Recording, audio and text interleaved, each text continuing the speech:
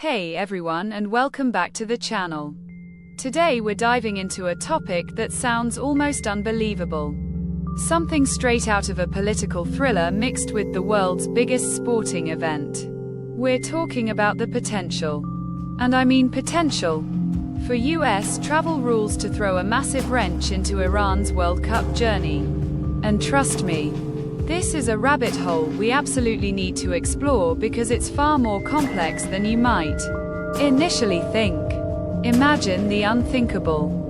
A team, having fought tooth and nail through qualifiers, having poured their hearts and souls into reaching the pinnacle of international football, suddenly facing an insurmountable hurdle not on the pitch, but in a bureaucratic office thousands of miles away. This isn't just about a game. It's about national pride, individual dreams, and the very spirit of global competition, all potentially caught in the intricate web of international relations and specific travel regulations. I've been researching this for weeks, trying to piece together how something like this could even become a possibility. And what I've found is a fascinating, albeit concerning, intersection of sports, politics, and law. So buckle up, because we're going to break down every single angle of this situation, from the specific US policies to FIFA's role, and what it could all mean for the beautiful game. First off, let's set the stage with Iran's incredible journey to the World Cup. For a nation where football is more than just a sport, it's a unifying force and a source of immense national pride. Qualifying for the World Cup is a monumental achievement. The players become national heroes, their faces plastered everywhere, and the entire country rallies behind them with an intensity that's truly inspiring to witness. This isn't just a team representing a flag. It's a symbol of hope and resilience for millions of people. A moment where everyday struggles can be forgotten, even if just for 90 minutes. Their qualification campaigns are often grueling, filled with high-stakes matches and incredible pressure. And each victory brings them closer to that global stage, where they can test their skills against the best in the world. The World Cup is the ultimate dream for any footballer. And for these Iranian athletes, it represents the culmination of years of dedication, sacrifice, and unwavering commitment. They've earned their spot fair and square on the field, through sheer talent and hard work. And that's why this discussion about travel rules feels so fundamentally unfair to the sporting ideal. Now, let's get into the nitty-gritty of what we're actually talking about. US travel rules and sanctions against Iran. The United States maintains a comprehensive and intricate set of sanctions against Iran, primarily aimed at pressuring the Iranian government over various issues, including its nuclear program and support for certain regional groups. These sanctions are not just broad declarations. They are specific legal frameworks, executive orders, and regulations enforced by various government agencies, most notably the Treasury Department's Office of Foreign Assets Control, or OFAC. These rules can affect everything from financial transactions to the ability of individuals associated with the Iranian government or certain entities to obtain visas for travel to the United States. It's a complex legal landscape, and navigating it requires a deep understanding of who is targeted, what activities are restricted, and under what circumstances exceptions or waivers might be granted. The intent behind these rules is to exert economic and political pressure, but their broad reach means they can inadvertently, or sometimes directly, impact individuals who might have no direct involvement in the specific issues the sanctions are designed to address. This creates a challenging environment for anyone seeking to travel from Iran to the US, regardless of their purpose, because the default position is one of heightened scrutiny and often restriction. So, How could these rules specifically affect the Iranian national football team? Well, the most immediate and obvious impact would be on visa applications for the players, coaches, and the entire support staff. Each member of the delegation, from the star striker to the team doctor and the equipment manager, would need to apply for a US visa, and these applications would be subject to the same rigorous vetting processes as anyone else. Coming from Iran, this isn't a simple rubber stamp. It involves extensive background checks, security screenings, and often lengthy administrative processing. Even if individuals are not directly sanctioned, their association with a state-sponsored entity, like a national sports team, could trigger additional layers of review or raise red flags within the system. We've seen situations where individuals from countries under sanctions face significant delays or outright denials for reasons that are not always transparent, making the process incredibly unpredictable. For a team needing to travel as a cohesive unit, any delays or denials for key personnel could be catastrophic, potentially leaving them incomplete or unable to perform at their best. Or even worse, unable to travel at all. Beyond just the personnel, there are also the financial and logistical challenges that US sanctions could pose.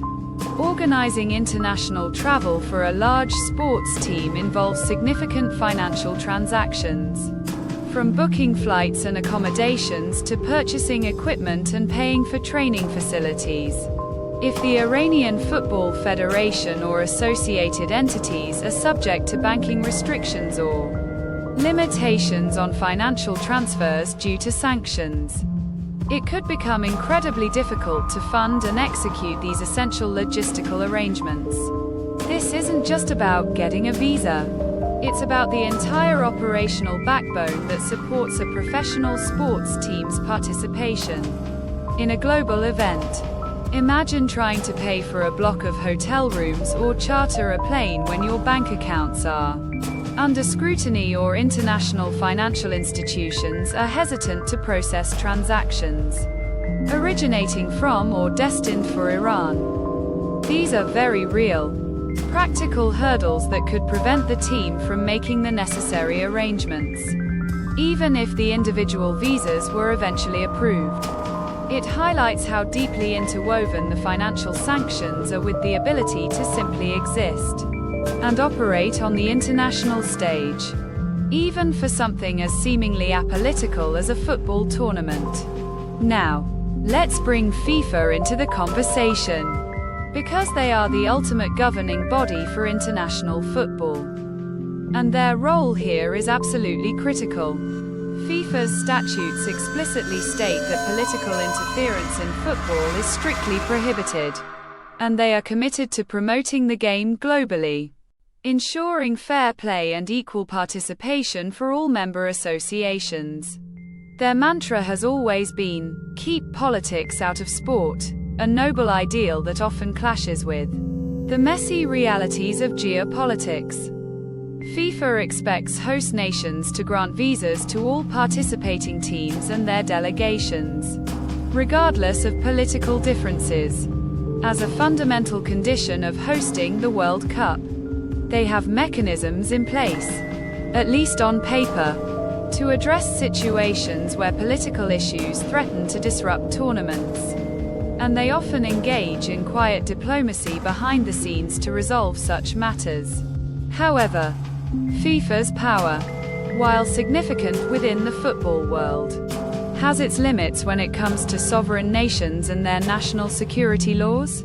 They can issue warnings, impose fines, or even threaten to strip a country of hosting rights in extreme cases. But directly forcing a government to change its immigration policies is a much more challenging proposition. We've seen historical precedents where politics have undeniably affected sports participation, offering a glimpse into how these situations might unfold. Think about the Olympic boycotts of 1980 and 1984. where entire nations refused to participate due to political tensions. Or more recently, the sanctions imposed on Russian athletes and teams following the invasion of Ukraine. While those situations were different in nature, often involving collective decisions or direct punitive measures, they illustrate the vulnerability of international sports to geopolitical events. In the context of visa issues, there have been instances where individual athletes or smaller delegations face difficulties entering certain countries due to their nationality or past affiliations, often leading to last-minute diplomatic scrambles. These cases highlight the delicate balance between a nation's right to control its borders and the international sporting community's expectation of universal participation. Often, a sports waiver or a special diplomatic agreement is sought, allowing athletes to bypass standard restrictions under specific circumstances, recognizing the unique nature of international sporting events. However, such waivers are never guaranteed and usually require significant political will and negotiation at the highest levels, making them complex and often time-consuming to secure. This brings us to the human element, which for me is the most heartbreaking aspect of this entire discussion. Imagine being a professional footballer, dedicating your entire life to the sport, dreaming of representing your country on the biggest stage, the World Cup. You've trained relentlessly, overcome injuries, sacrificed countless personal moments, all for that one chance to step onto that hallowed pitch and hear the roar of the crowd. Then, through no fault of your own, through no failing on the field, that dream is jeopardized by a piece of paper, a visa application, a political decision. The emotional toll on these players, their families, and the millions of fans back home would be immense. A feeling of profound injustice and helplessness.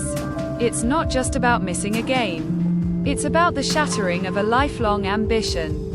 The denial of a moment that transcends sport and becomes a defining memory for a nation. This scenario underscores how easily geopolitical tensions can spill over and impact the lives of ordinary individuals, turning a celebration of human achievement into a frustrating and deeply unfair political battleground.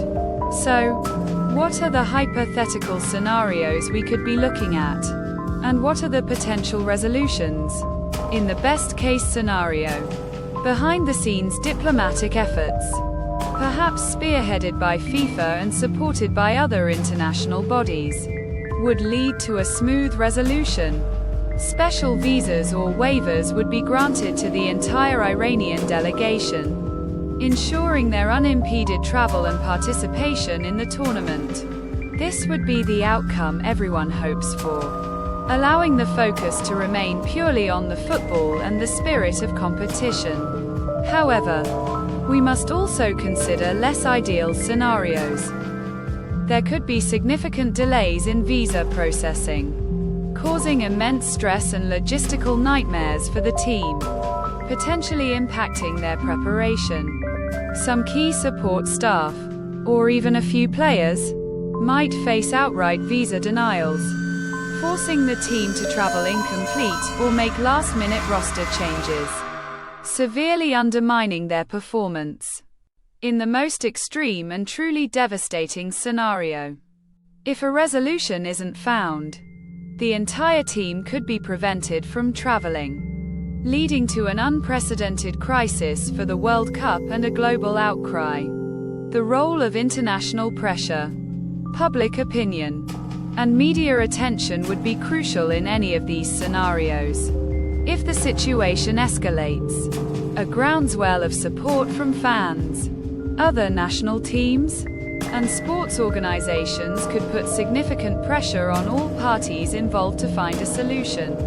Ultimately, it would likely come down to high-level diplomatic negotiations and a willingness from all sides to prioritize the integrity of the World Cup and the spirit of international sportsmanship over political differences.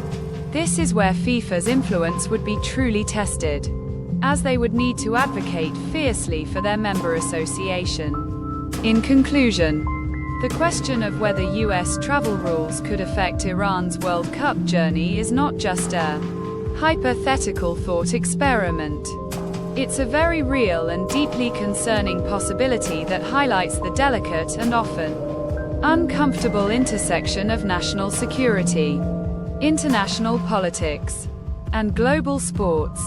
We've explored the intricate web of US sanctions, the potential impact on Iranian players and logistics, FIFA's commitment to political neutrality, and the historical precedents that remind us how easily political tensions can overshadow sporting events. This isn't just about technicalities.